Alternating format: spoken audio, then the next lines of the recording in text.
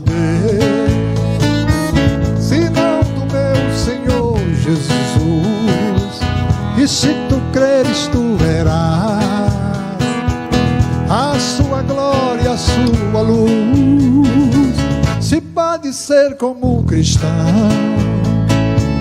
és personagem dessa história. Deus lhe toma pela mão, vai te dar galardão e traz tua vitória. E Jesus vai te dar experiências.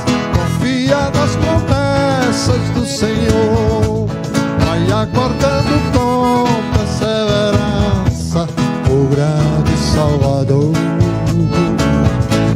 Deus vai te sustentando pela prova, vai te dando forças para vencer. Todo dia a palavra se renova, pois ela tem poder.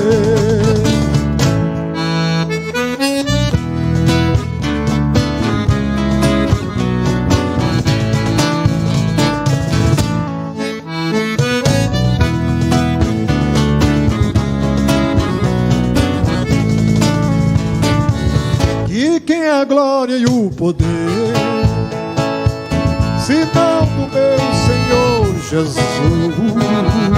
E se tu creres, tu verás a sua glória, a sua luz. Se pode ser como um cristão, és personagem dessa história.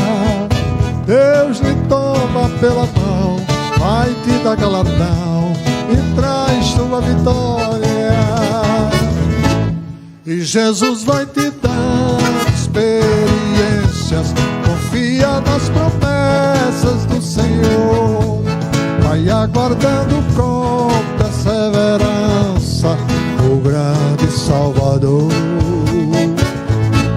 Deus vai te sustentando pela prova, vai te dando forças para vencer. Todo dia a palavra se renova, pois ela tem poder.